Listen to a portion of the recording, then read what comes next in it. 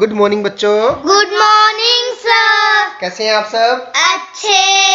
आज हम करेंगे कक्षा 3 की हिंदी का पाठ नंबर 9, जिसका नाम है चांद का कुर्ता। क्या है? चांद का कुर्ता। अच्छा, जब ठंड लगती है आपको तो क्या करते हो आप? ऊन के कपड़े पहनते हैं। और जब गर्मी आती है तब क्या करते हो? पतले कपड़े पहनते हैं। तो चांद भी एक दिन अपनी माँ से जिद करता है कुछ पहनने की। और क्या पहनने की जिद करता है वो हम इस पोइम के माध्यम से जानेंगे। ठीक है? क्या कहता है? हट कर बैठा चांद एक दिन माता से यह बोला। हट कर बैठा चांद एक दिन माता से यह बोला। सिलवा दो माँ मुझे ऊन का मोटा एक झिंगोला। सिलवा दो माँ मुझे ऊन का मोटा एक झिंगोला। सन सन चलती हवा रात भर जाड़े से मरता हूँ। सन सन चलती हवा रात भर जाड़े से मरता हूँ। ठिठुर ठिठुर कर किसी तरह यात्रा पूरी करता हूँ। ठिठुर ठिठुर कर किसी तरह यात्रा पूरी करता हूँ। क्या कहता है? एक दिन चांद ने जिद कर ली। हट मतलब जिद करना। उसने अपनी माँ से कहा, हे माँ, तुम मेरे लिए ऊन का बना हुआ एक मोटा सा झबला सिलवा दो। झिंगोला क्या होता है? एक झबला। और क्या कहता है वो? सारी रात सन सन की आवाज करती हुई हवा बहती रहती है। हवा कैसी आवाज करती है? सन सन। ठीक है? इसलिए मुझे सारी रात सर्दी लगती है। ऐसा लगता है कि मैं जाड़े से मर जाऊंगा। सर्दी के कारण मैं सारी रात ठिठुरता रहता हूँ और ठिठुरते हुए ही मैं अपनी यात्रा पूरी करता हूँ। मतलब उदित होने से डूबने तक, यानी कि जब मैं उगता हूँ ना और जब मैं छिपता हूँ तब तक मैं जाड़े में मरता रहता हूँ। कौन मरता है? चांद। किससे? जाड़े से। ठीक है? तो जब आपको सर्दी लगती है तो आप भी मम्मी को बोलते हैं ना कि मुझे मोटे कपड़े डलवा दो, मैं मोटे कपड़े पहनना चाहता हूँ, है ना? तो ऐसे ही चांद भी कहता है अपनी मम्मा से कि माँ, मेरे लिए भी एक मोटा सा कपड़ा या कुर्ता सिलवा दो। आसमान का सफर और यह मौसम है जाड़े का। आसमान का सफर और यह मौसम है जाड़े का। न हो अगर तो ला दो कुर्ता ही कोई भाड़े का। ना हो अगर तो ला दो कुर्ता ही कोई भाड़े का। बच्चे की सुन बात कहा माता ने अरे सलोने। बच्चे की सुन बात कहा माता ने अरे सलोने। कुशल करे भगवान लगे ना तुझको जादू टोने। कुशल करे भगवान लगे ना तुझको जादू टोने। इसकी माँ क्या कहती है कि जब चांद अपनी माता से कहता है कि एक तो जाड़े का समय है, दूसरा मुझे आसमान का सफर करना है, इसलिए यदि झबला सिलवाने में देरी हो तो मेरे लिए किराए का ही कोई कुर्ता ला दो। और चांद की बात सुनकर उसकी माँ ने कहा, हे मेरे सुंदर बेटे, भगवान तुम्हारा कल्याण करे, तुम्हें जादू टोने न लगे। ठीक है? जाड़े की तो बात ठीक है पर मैं तो डरती हूँ। जाड़े की तो बात ठीक है पर मैं तो डरती हूँ।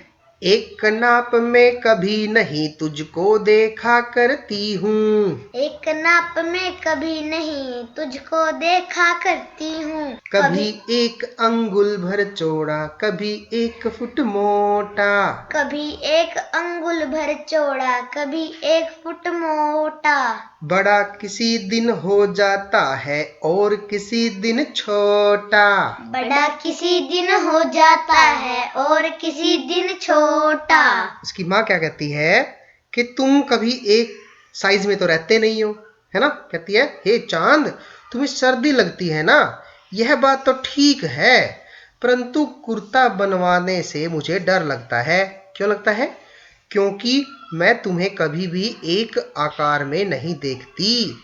कभी तुम 1 अंगुल चौड़े होते हो तो कभी 1 फुट मोटे हो जाते हो। तुम किसी दिन बड़े हो जाते हो तो किसी दिन छोटे हो जाते हो। इस प्रकार तुम्हारा आकार एक समान नहीं रहता, है ना।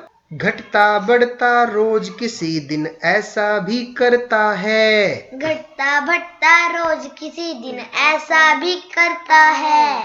नहीं किसी की भी आंखों को दिखलाई पड़ता है। नहीं किसी की भी आंखों को दिखलाई पड़ता है।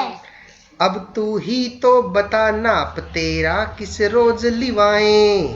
अब तू ही बता नाप तेरा किसी रोज लिवाएं।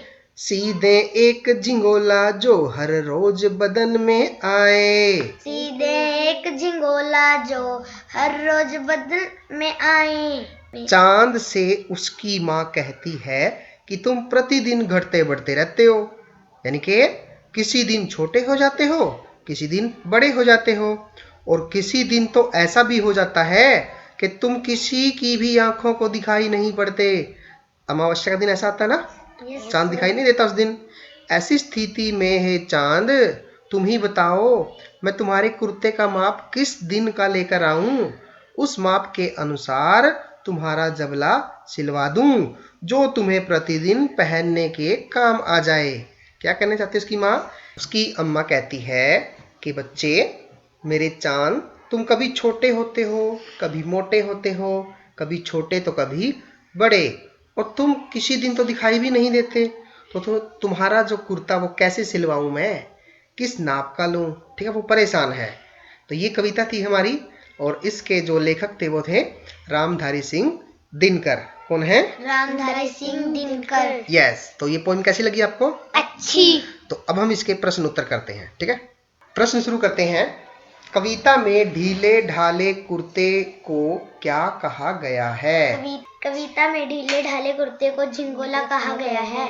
दूसरा प्रश्न है, चांद को यात्रा में क्या तकलीफ होती थी? चांद को यात्रा के दौरान सन सन की आवाजें करती हुई हवा का सामना करना पड़ता था, इसलिए उसे अधिक सर्दी लगती है। हाँ। अधिक सर्दी के कारण उसे तकलीफ उठानी पड़ती है। यस।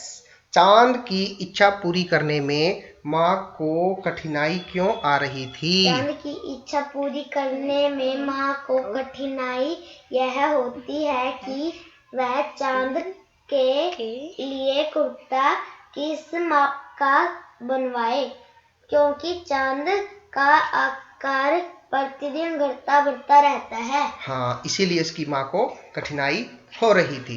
ठीक है, आगे पढ़ते हैं इसको।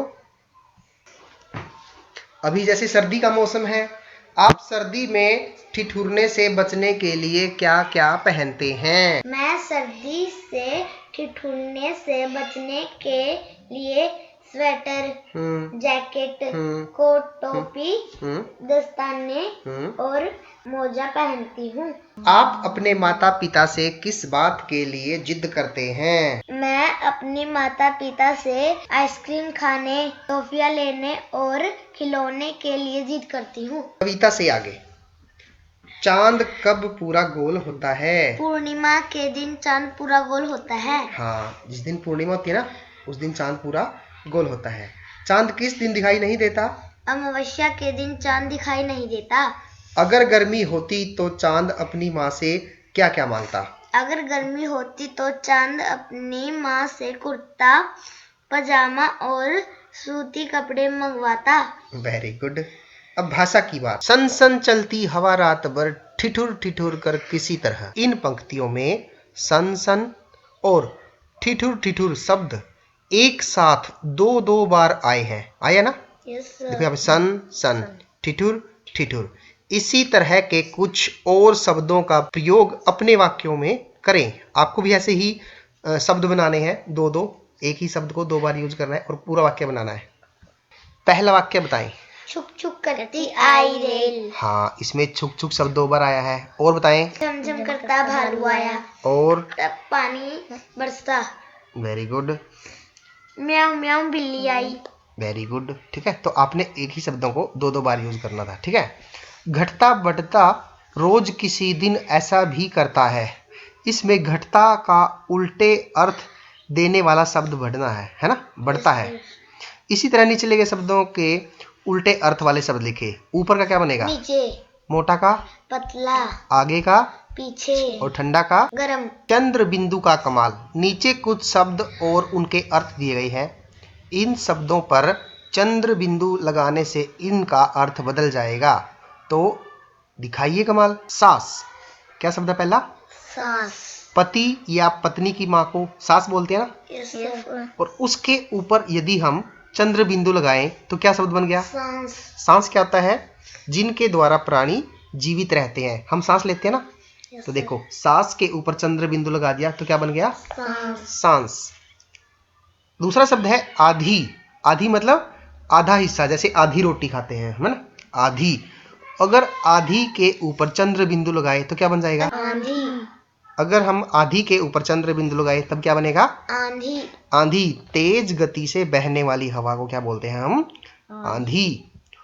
पूछ मतलब पूछताछ करना, कुछ भी पूछना। अगर पूछ के ऊपर चंद्र बिंदु लगा दें तो क्या बनेगा? पूंछ। पूंछ यानी कि किसी भी पशु की पूंछ, टेल। बास।